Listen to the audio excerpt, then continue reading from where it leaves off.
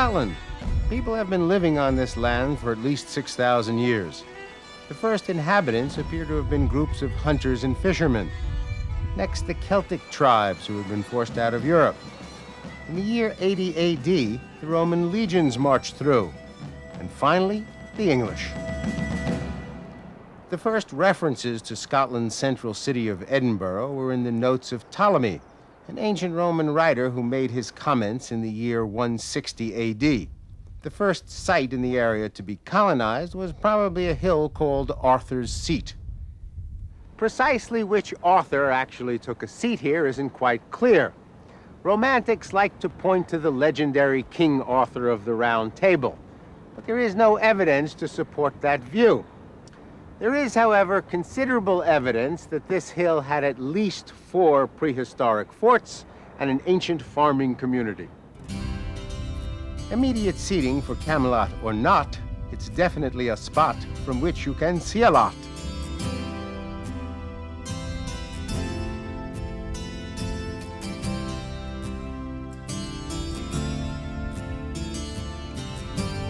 And just below Arthur's Seat, Old Town.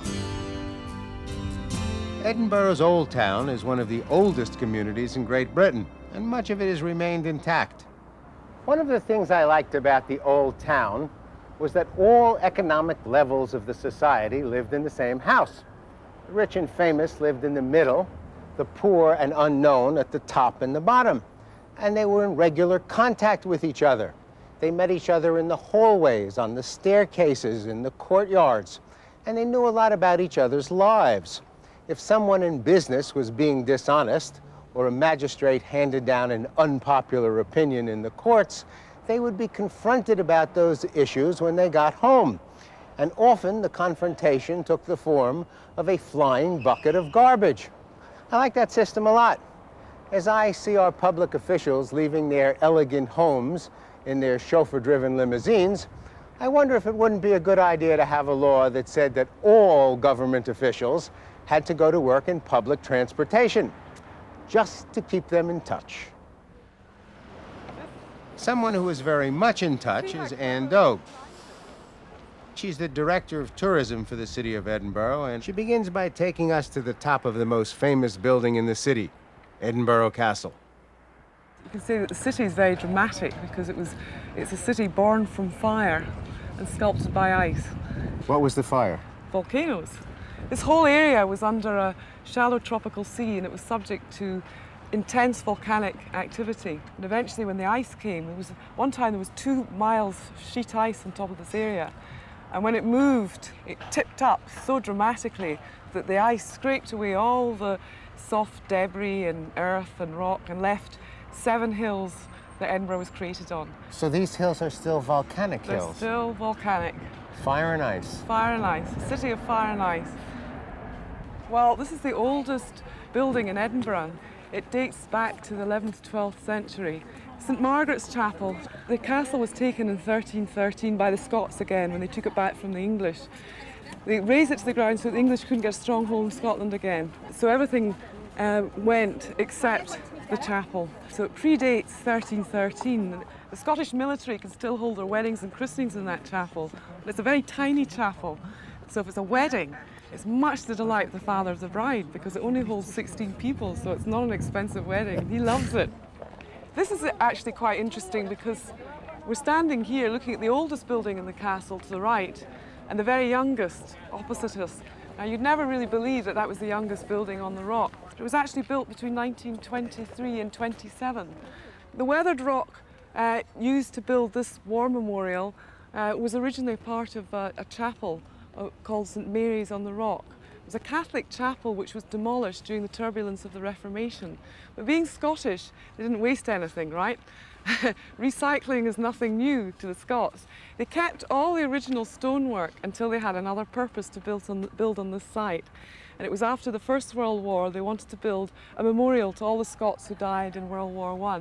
All the Scots who died in all the conflicts of the 20th century are listed by name in books in this memorial. People come from all around the world to visit Edinburgh Castle, and they might have a grandfather or an uncle or something who died in the First or Second World War, and they can go to the books inside and their names will be there. So it can be really quite a touching experience. The origins of the old town of Edinburgh and the city begin with the castle, which was a fortress. But what happened was we had several periods of invading armies. And so what the people did was they built their scattered houses and huts in the shadow of the old fortress for protection. And as the city increased its importance and eventually became the capital, there was a huge population concentrated on this rocky ridge. And so there was no room for the city to expand out the way. It had to develop up the way because it was a walled city. So it became a vertical city. So there was a tumble of tall tenements developed all the way down from the castle, down a spine of rock.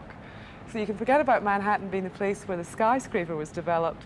The skyscraper high-rise development, first in the world, was right here in Edinburgh, and that's a superb example of some of the buildings were 15, 16 stories high. The man that Jekyll and Hyde was based on lived right here. That's exactly right. His name was William Brodie. His title was Deacon Brodie, and he was a well-respected man in the city, but at night he became a burglar. So this wave of crime was well known, but they couldn't catch the thief. Why not? Because he was chairing the committee examining it. So eventually he was caught red-handed. There was another twist to the tale, because when he was actually executed on the new improved gallows. He designed the trapdoor, and he was the first person executed. So the double life of William Brodie, which inspired Dr. Jekyll and Mr. Hyde. In 1752, the Lord Mayor of Edinburgh secretly published a proposal for the improvement of the city. He complained that there was no place for the merchants of Edinburgh to do their business, no safe repository for the public records, no meeting place for the magistrates and the town council. The new town was constructed to meet the needs which the Lord Mayor so rightly described. And everyone who could get up the money moved from the old town to the new town. The exodus from the old town was so fast and so dramatic that it has come to be known as the Great Flitting. Now, the new town of Edinburgh was built at the same time as there was an outburst of amazing intellectual energy. It was a period in our history known as the Golden Age, the Enlightenment. And the new town of Edinburgh is really the physical manifestation of what was happening in the minds of the people at that time. So in contrast to the old town, described by Stevenson as so many smoky beehives, the new town was light. It was a city of nature, gardens, reason. The streets were laid out symmetrically. Squares were balanced at either end. It's quite amazing that the architecture would follow the intellectual thought of the period. You can read all about the people by reading the buildings. You can still see the wide doorways, lovely fan-light windows, the original lamps, which would have been whale oil, then gas, and now electricity. And this is a typical house from that period, built by one of the greatest men in our history. The greatest architect of the 18th century was Robert Adam. So this house belongs to the National Trust, but they've brought it back to the way it was back in the 1790s. This is exactly the way the people would have eaten. You see the china's Wedgwood. Everything came to the table at the same time. So you had the soup, fish, vegetables. Back in the 18th century, they ate everything all at once. And typically of the 18th century, they had chairs on the outside. So there was a big space in the middle because they might have spontaneous dancing, Scots dancing.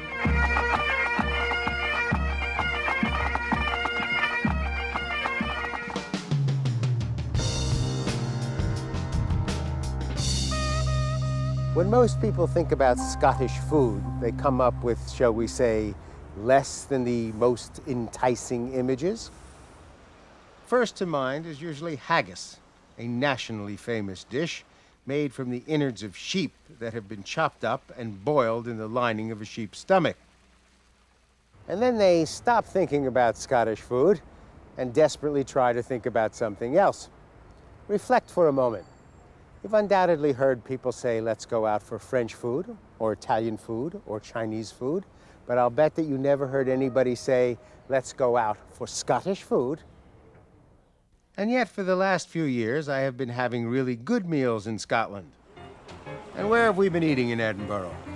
A grand French-style building in Register Place. Inside, the Café Royal, originally opened in 1817. 100-year-old stained glass windows show the British at their traditional sports. At the end of the bar, a tile that presents the first ship that put to sea for the Cunard Line. For lunch, seafood chowder, and grilled salmon on a bed of spinach with a mustard sauce. Leith has been a port area for centuries, an independent and wealthy place with a clear sense of its own future. But as Edinburgh grew, it slowly incorporated Leith. I say slowly because Leith went to war to prevent that incorporation. Today it is a charming, gentrified edge of the city of Edinburgh. The docks are lined with a dozen or so small restaurants, of which our favorite turned out to be the Shore. Set in a building that was constructed during the 1700s, the collective preference of our crew was the squid with rosemary, saffron fish soup, and for dessert, lemon tart and toffee pudding cake.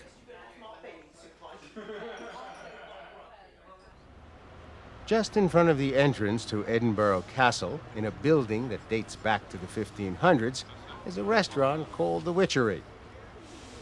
Well, the restaurant's called the Witchery because between 1470 and 1722, over 1,500 people were burned as witches in the Castle Hill, which is just outside here. Anybody who had a physical deformity, it could be a large nose or a wart or whatever, could be thought to be a witch, and they'd be taken away and tortured until they confessed to being a witch. Of course, most of them weren't actually witches, it was just a public sport at the time, but the church and the crown became very wealthy because they inherited the estate of the witch. So I thought that with this building being on the Castle Hill, we would be a reminder for all those innocent people who died, sadly, of being accused of being witches. The room is decorated with Scottish antiques, and the kitchen specializes in the use of traditional Scottish produce. I had a good lunch here. It started with a roasted tomato soup and was followed by a roast loin of lamb with a mustard and chopped olive crust. No dessert today, because my lighting grip Nigel Smith tells me that there is a unique Edinburgh sweet that I must taste. I'd like to order 6 deep-fried Mars bars. 6. 6, please. Okay. Ah, yes, you heard it right. Deep-fried Mars bars. Here in Pasquale's, as in fish and chip houses all over Scotland, the Mars bar fritter is as common as malt vinegar. Now, no one knows if it was created intentionally or if it was the result of a freak deep-fat fryer accident. But the famous candy bar is indeed coated with batter and plunged into hot fat. This batch seems to be fortified with a little extra iron. And yes, this is the same fat that the fish and chips are fried in. Besides Mars bars, do you use any other kind of candy? Snickers, any kind of sweet I got up it. What do you think works best? The Mars bar is the best. It'll be more popular.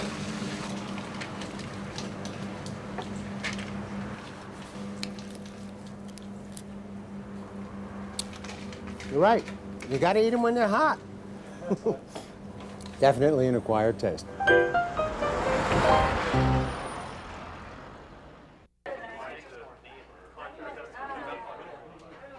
The national beverage of Scotland is whiskey.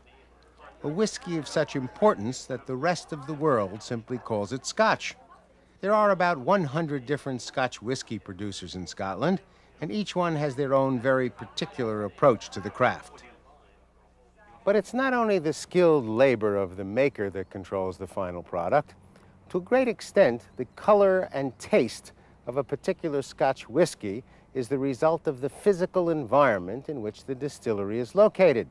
And that has led to the development of something called the Whiskey Trail.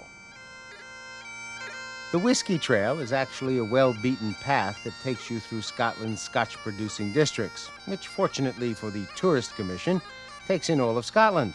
It is an ideal journey for someone with a great thirst for knowledge. If you're starting out from Edinburgh, a good first stop would be the Central Highlands.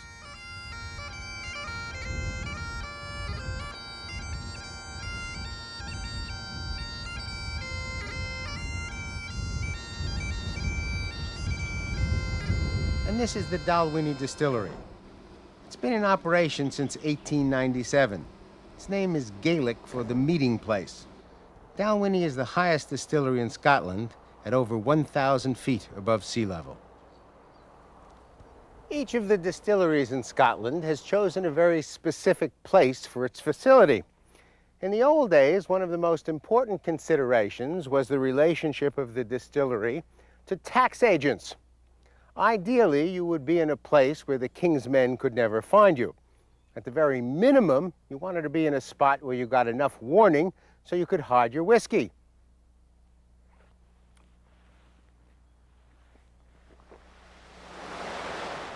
The next most important element in the selection of a site has always been the water supply.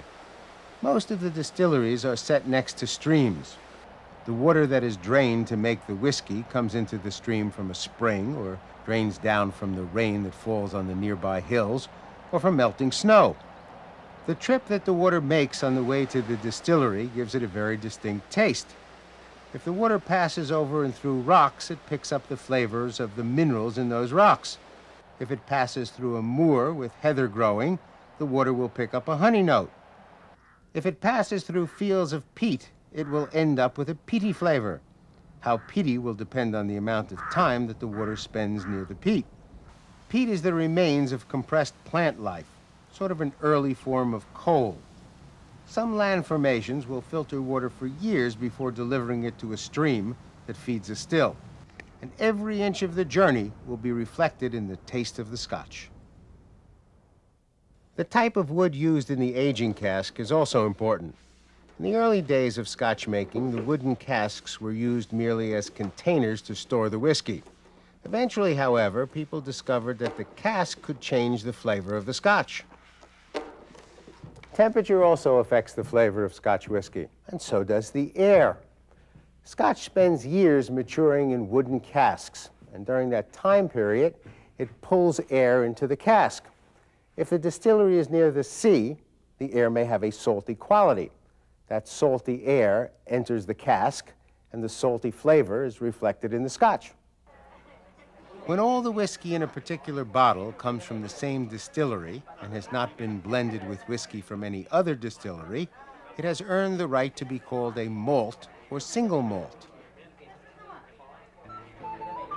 The next leg of Scotland's whiskey trail runs northeast into a district that faces out on the Moray Firth and the North Sea and is known as Speyside. The river from which the area takes its name is one of the world's great locations for salmon fishing. Cragganmore is a small distillery in Speyside, but its whiskey is considered to be one of the best. The area is also famous for its wild mushrooms. For a classic recipe, take a look at salmon on a bed of roasted fennel with a white wine and cream sauce. There's also lots of home-baked fruit cakes, scones, and shortbreads. Now the path works its way across the top of Scotland to the Isle of Skye, which is only 50 miles long and 30 miles wide. The only distillery on the Isle of Skye is called Talisker. It was established in 1831 and makes a whiskey that turned out to be the favorite of the great Scottish author Robert Louis Stevenson, who amongst his many famous books wrote Treasure Island, The Search for the Buried Treasure of Captain Kidd, a treasure that very well might have included a bottle of whiskey from Skye. Talisker is considered to have a peppery quality which goes well with the food of the area. Skye is famous for fish and shellfish, grilled scallops on a bed of langoustine, and monkfish wrapped in slices of Scottish ham. Now it's time to turn down and head along the west coast. This is one of the most romantic parts of Scotland. Isolated villages, teeny port towns. The first settlers in the area are thought to have arrived about 7,000 years ago and made their homes in cliffside caves. These days, the capital of the area is a town called Oban, which is also the name of the local Scotch whiskey. Authorities believe that Oban is a classic example of the single malts that are made in this area. The pros describe it as having the aroma of fresh peat with a slight hint of the sea. They like to add a splash of water and drink it along with a dinner of grilled fish. Leaving Oban, the trail heads south to the Isle of Islay. Islay is the most famous of the Whiskey Islands. Their stills produce whiskey with flavor notes that remind drinkers of peat and the great North Atlantic Ocean. Then the whiskey rests in casks. It can be there for 3 years minimum, or it may be there for decades. And during that time period, the casks actually breathe in the atmosphere. The end result is that the climate becomes part of the flavor. A wee dram of the local whiskey, called Lagavulin, makes the point. And to go along with it, the great seafood of the region. Isle's famous for its oysters and mussels. And finally, the trail moves across the southern lowlands, an area known as the Borders because it borders on England. This is one of the most unspoiled spots in Europe. It's Scotland's garden, and it's covered with rich farmland. It's also the birthplace of John Muir, a Scotsman who was a conservationist and moved to North America and actually began the idea of establishing national parks. Glenkinchie is a good example of a lowland whiskey. The aroma of the local wildflowers ends up in the glass, and the fields of wheat end up in a wide range of yeast breads. The Borders are also famous for their traditional Scottish cheeses.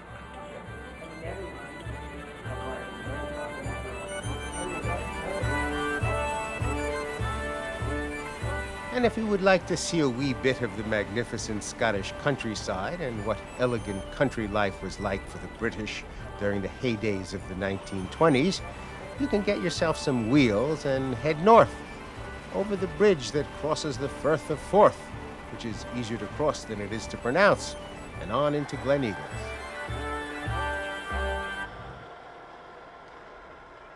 Gleneagles was opened in 1924 and described as a Riviera resort in the Highlands. I assume that the river they had in mind was the Tay that runs near the property. It was the place to vacation in Great Britain, and it still is.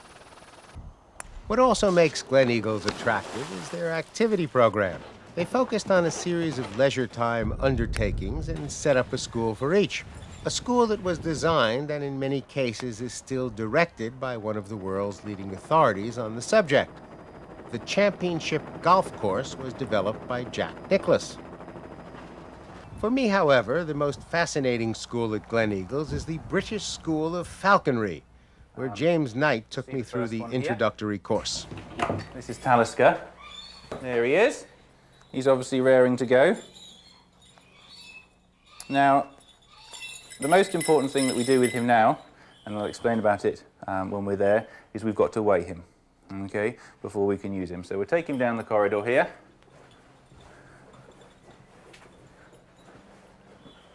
And then we're going to pop him on the scales.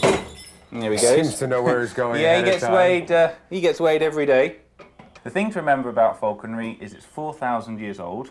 Okay, it started in China and Japan as a means of getting food for ourselves. But he's not going to do that if he's full and fat. Okay, so he has to be hungry. He does nothing for us whatsoever. Okay, he purely does it for himself. So if he doesn't feel like hunting, he's not going to do it. So we have to get him to what we call his hunting weight. Okay, and that happens to be 1 pound 4 ounces. So we're lucky; he's just spot on. Now we'll try and get him to do a little bit of work for you, and I say work because he doesn't like flying. Okay. People always think that birds like to fly, and that's our idea because we can't fly. You know, we think it would be great to fly. But flying for him is work, and he only does it for a reason. Okay, that's true of all birds. And with us, it's food. In the wild, he's got to find a mate and build a nest and do all these sorts of things. Okay, but he's not thinking, yippee, I'm enjoying this. Okay. Okay. He's thinking, yippee, I've got a bit of beef. Okay. So to cast him off, you put your arm out straight, okay, you can see he's excited, he's ready to go. Right. Keep hold of the jesses, and then I'm just going to take a little step and give him a little push, okay? Just like an aeroplane, they always like to take and land off into the wind, okay? They hate a downwind landing, so fingers crossed. Okay. So take a little step, and we'll give him a push. There he goes.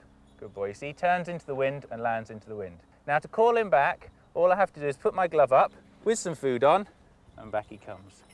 His eyesight is 8 times better than ours. He will see that little piece of beef, you know, from 300 or 400 yards away without any problem. Right, so it's your go. Okay. So we're going to turn you, that's it, so that your glove is facing into the wind. I'm just going to step round the side here, and I'm going to place the jesses through your thumb, through your middle fingers, perfect, and he's all yours. Go for it. For Travels and Traditions, I'm BURT WOLF. You can watch this program and link to hundreds of other BURT WOLF programs free at burtwolf.com. There's information on how to tour the same places, plus Burt's slightly irreverent take on history and culture. It's all at burtwolf.com.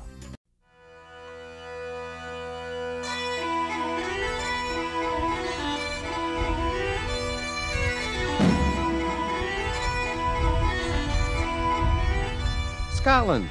People have been living on this land for at least 6,000 years. The first inhabitants appear to have been groups of hunters and fishermen. Next, the Celtic tribes who had been forced out of Europe. In the year 80 AD, the Roman legions marched through. And finally, the English. The first references to Scotland's central city of Edinburgh were in the notes of Ptolemy, an ancient Roman writer who made his comments in the year 160 AD. Castle. You can see that the city is very dramatic because it's a city born from fire and sculpted by ice. What was the fire? Volcanoes. This whole area was under a shallow tropical sea and it was subject to intense volcanic activity. And eventually when the ice came, one time there was 2 miles sheet ice on top of this area. And when it moved, it tipped up so dramatically that the ice scraped away all the soft debris and earth and rock and left 7 hills that Edinburgh was created on. So these hills are still volcanic hills? They're still volcanic. Fire and ice. Fire and ice. A city of fire and ice. Well, this is the oldest. And just below Arthur's Seat, Old Town.